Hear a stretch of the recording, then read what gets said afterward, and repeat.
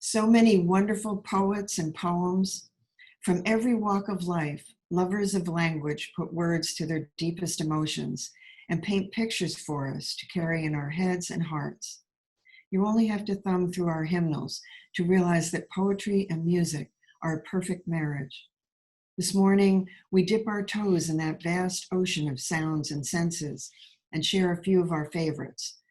We hope that you enjoy them also. I am drawn to poetry because of the ability to convey images, concepts, and emotions with such intensity and creativity that I truly feel my life is ever more enriched with both my reading and writing poetry.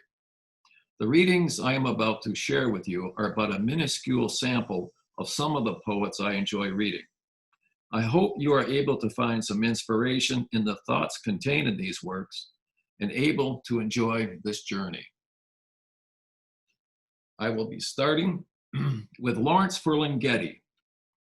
Born in 1919 in Yonkers, New York, he graduated from the University of North Carolina in journalism, a master's degree from Columbia University in 1948 after serving in the Navy during World War II.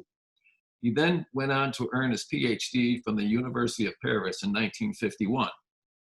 Soon after, he went to live and work in the San Francisco area, where he was an instrumental figure in the Beat movement of the 50s. He established his publication house and book-selling store called City Lights in San Francisco, which he still operates today.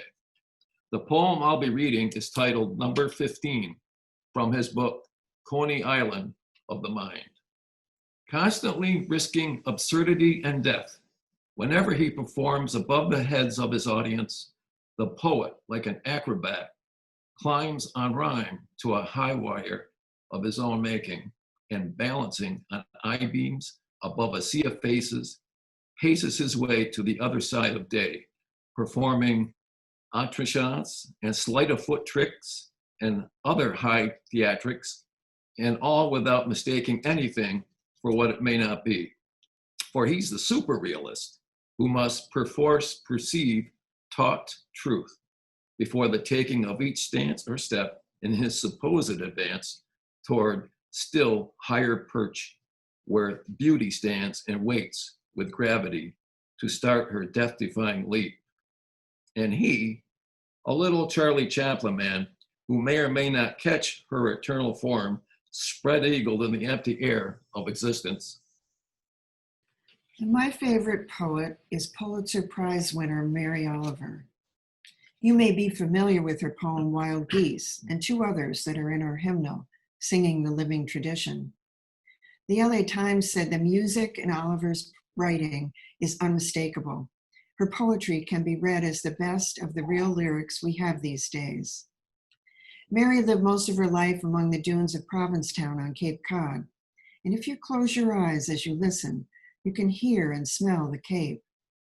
She lived in Florida for the last few years before her death in 2019. I miss her. Though I love them all, here are a couple of my favorites.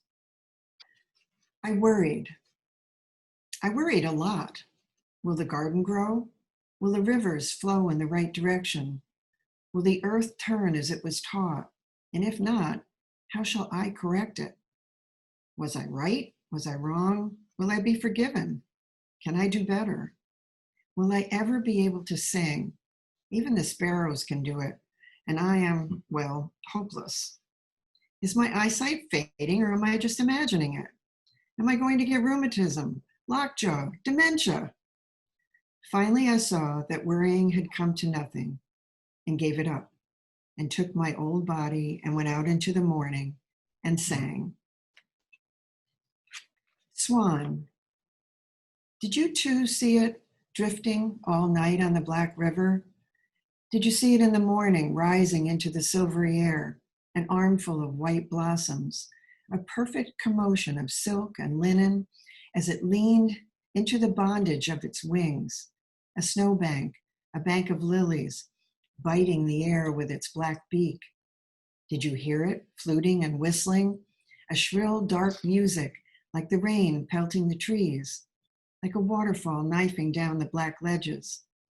And did you see it, finally, just under the clouds? a white cross streaming across the sky, its feet like black leaves, its wings like the stretching light of the river. And did you hear it in your heart, how it pertained to everything? And have you too finally figured out what beauty is for? And have you changed your life? How I go to the woods. Ordinarily, I go to the woods alone, with not a single friend, for they are all smilers and talkers, and therefore unsuitable.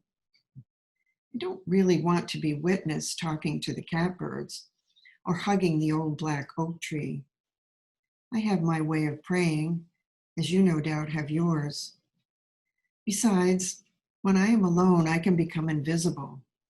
I can sit on the top of a dune as motionless as an uprise of weeds until the foxes run by unconcerned. I can hear the almost unbearable sound of the roses singing. If you have ever gone to the woods with me, I must love you very much. Wendell Berry. Born in 1934, Wendell Berry is a noted poet, novelist, and environmentalist, having authored over 50 books of poetry, fiction, and essays. He is also noted as the self-proclaimed mad farmer. Quoting him, "Humans must learn to live in harmony with the natural rhythms of the earth or perish." He is noted for his poem, The Peace of Wild Things, which you heard earlier. This work I'll be reading is titled The Morning's News, from his book, New Collected Poems, published in 2012. To moralize the state, they drag out a man, bind his hands and darken his eyes with a black rag to be free of the light in them, and tie him to a post and kill him. And I am sickened by the complicity in my race. To kill in hot savagery like a beast is understandable. It is forgivable and curable. But to kill by design, deliberately, without wrath, that is the sullen labor that perfects hell.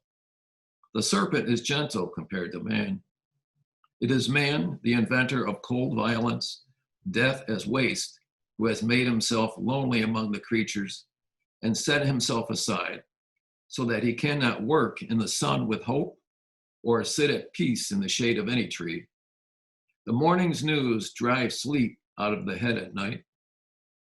Uselessness and horror hold the eyes open to the dark.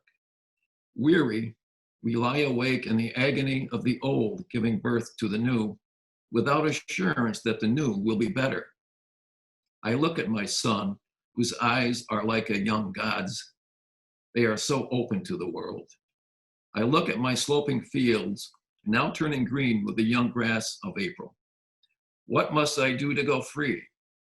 I think I must put on a deathlier knowledge and prepare to die, rather than enter into the design of man's hate. I will purge my mind of these airy claims of church and state. I will serve the earth and not pretend my life could better serve. Another morning comes with its strange cure. The earth is news.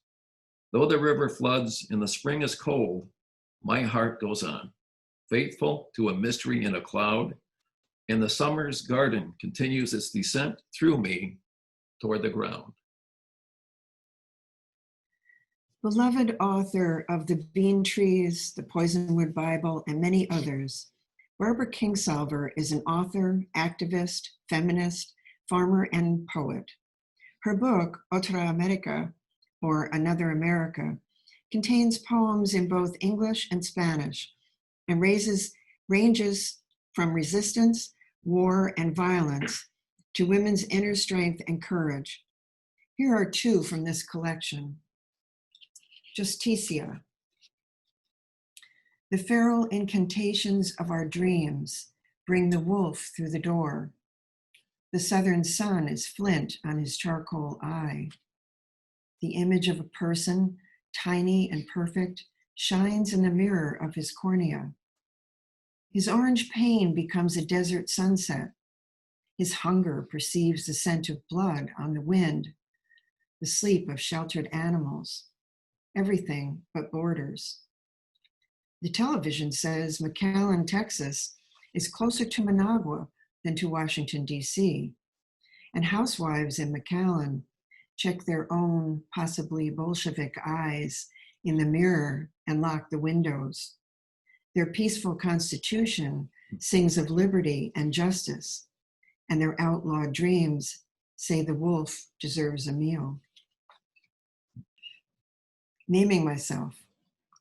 I have guarded my name as people in other times kept their own clipped hair, believing the soul could be shattered if they were careless. I knew my first ancestor, his legend. I have touched his boots and mustache, the grandfather whose people owned slaves and cotton. He was restless in Virginia among the gentleman brothers until one peppered, flaming autumn, he stole a horse, rode over the mountains to marry a leaf-eyed Cherokee. The theft was forgiven, but never the Indian blood. He lost his family's name and invented mine, gave it fruit and seeds. I never knew the grandmother. Her photograph has ink-thin braids and button clothes and nothing that she was called. I could shed my name in the middle of life, the ordinary thing, and it would flee along with childhood and dead grandmothers to that limbo for discontinued maiden names. But it could grow restless there. I know this. It would ride over leaf-smoke mountains and steal horses. Jenny Shia. Jenny is one of many newer poets on the block. Born in China, her parents moved to the USA where she grew up in Piscataway, New Jersey. I'll be reading the poem titled Private Property from her book Eye Level, published in 2018. Exhaustion slides from the body through the lips first. The invisible are flush with it. They drowse on blue subway seats. Heads bowed, yes, but to what? This island of concrete and glass tied by rough hands, the smell of this body among other bodies, negatives of another's pleasure. All of us living on loan, yet only some grasp the arrangement. Those shuttled back and forth, drifting to other far places. Underground, the window is also a mirror. It reflects sleep chasing bodies back into the borderless empire of the interior. Thich Nhat Hanh is a Vietnamese Buddhist monk and teacher, lovingly referred to as Thai, who is a peace activist, prolific writer, poet, and spiritual leader to millions of Buddhists worldwide. You heard his voice this morning in the Great Bell Chant. He is 94, and despite his failing health, he continues to inspire us.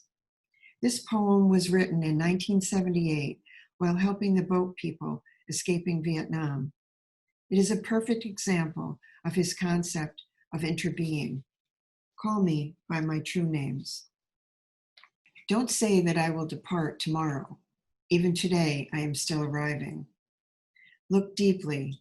Every second I am arriving, to be a bud on a spring branch, to be a tiny bird with still fragile wings, learning to sing in my new nest, to be a caterpillar in the heart of a flower, to be a jewel hiding itself in a stone. I still arrive in order to laugh and to cry, to fear and to hope. The rhythm of my heart is the birth and death of all that is alive. I am a mayfly metamorphosing on the surface of the river, and I am the bird that swoops down to swallow the mayfly. I am a frog swimming happily in the clear water of a pond, and I am the grass snake that silently feeds itself on the frog. I am the child in Uganda, all skin and bones, my legs as thin as bamboo sticks, and I am the arms merchant selling deadly weapons to Uganda. I am the 12-year-old girl, refugee on a small boat, who throws herself into the ocean after being raped by a sea pirate. And I am the pirate, my heart not yet capable of seeing and loving. I am a member of the Politburo with plenty of power in my hands, and I am the man who has to pay his debt of blood to my people, dying slowly in a forced labor camp. My joy is like spring, so warm it makes flowers bloom all over the earth. My pain is like a river of tears, so vast it fills the four oceans. Please call me by my true names, so I can hear all my cries and laughter at once, so I can see that my joy and pain are one.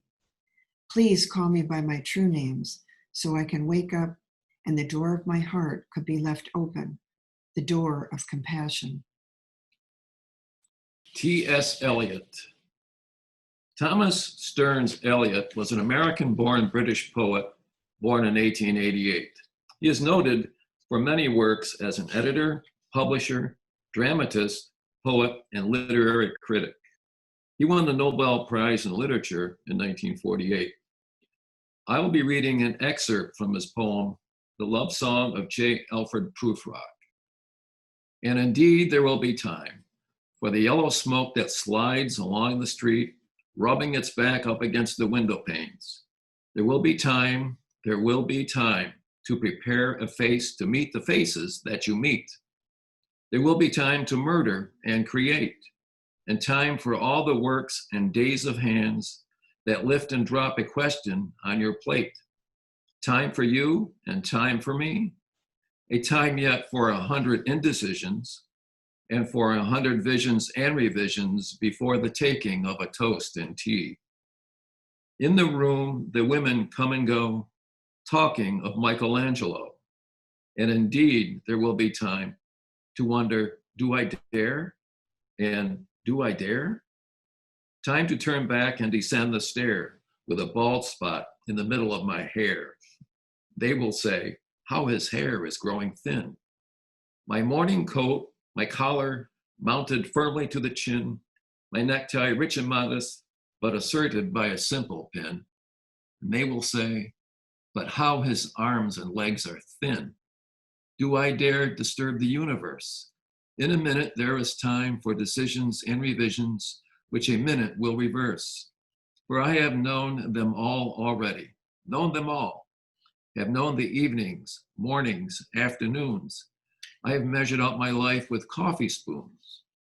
I know the voice is dying with a dying fall beneath the music from a farther room, so how should I presume?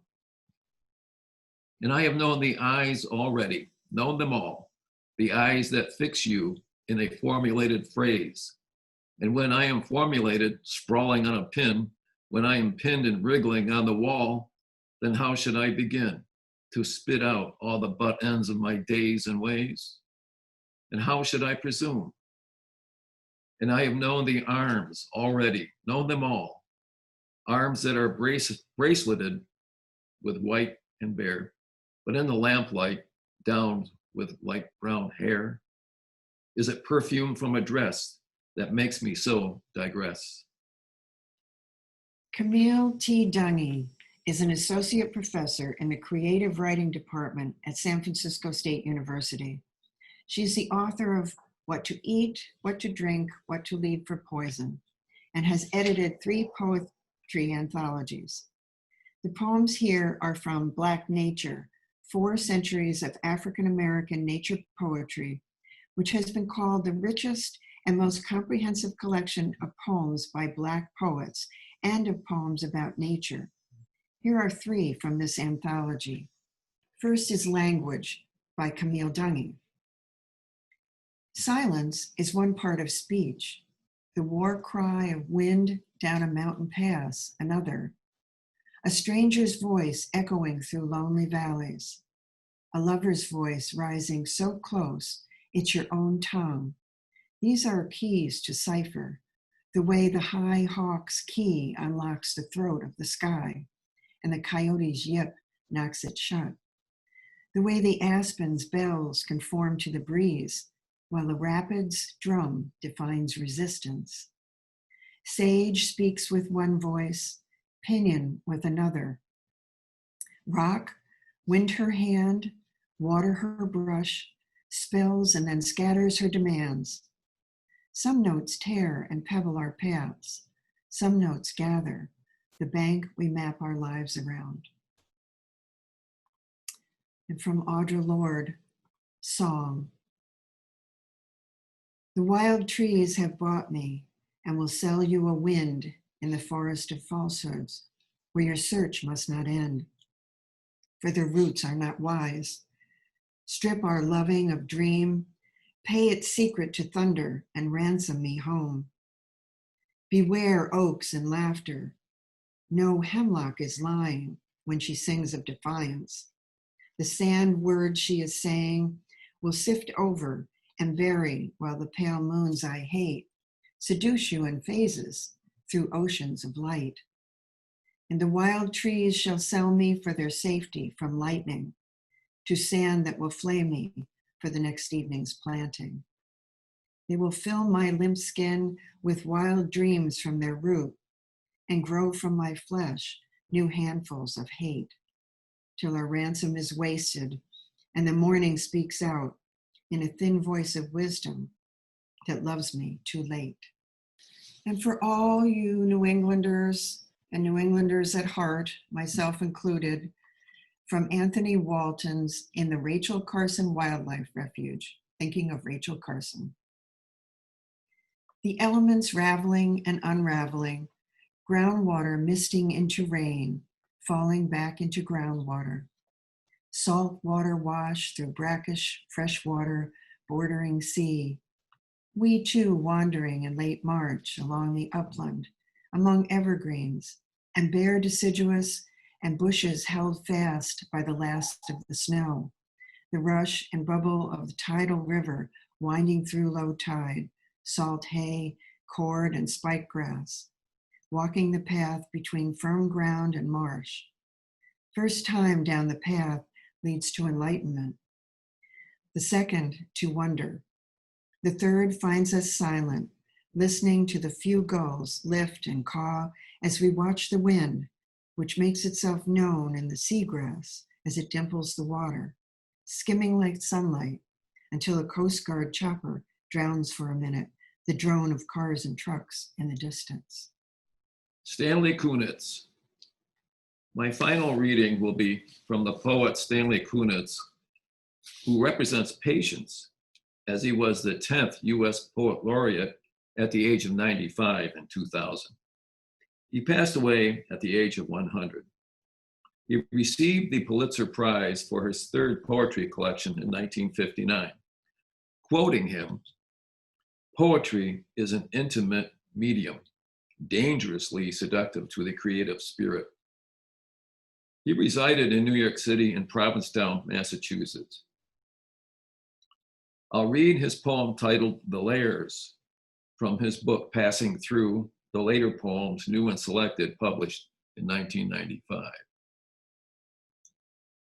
I have walked through many lives, some of them my own, and I am not who I was, though some principle of being abides from which I struggle not to stray. When I look behind, as I am compelled to look, before I can gather strength to proceed on my journey, I see the milestones dwindling toward the horizon and the slow fires trailing from the abandoned campsites over which scavenger angels wheel on heavy wings. Oh, I have made myself a tribe out of my true affections, and my tribe is scattered. How shall the heart be reconciled to its feast of losses? In a rising wind, the manic dust of my friends, those who fell along the way, bitterly stings my face. Yet I turn, exulting somewhat, with my will intact to go wherever I need to go, and every stone on the road precious to me. In my darkest night, when the moon was covered and I roamed through wreckage, a nimbus clouded voice directed me. Live in the layers, not on the litter. Though I lack the art to decipher it, no doubt the next chapter in my book of transformations is already written. I am not done with my changes. In her poem, The Summer Day, Mary Oliver asked, "Doesn't everything die at last and too soon? Tell me, what is it you plan to do with your one wild and precious life?" It is our hope that you have found some solace or perhaps the fire of commitment here this morning. Take a few minutes every day and read some poetry. Thank you for joining us.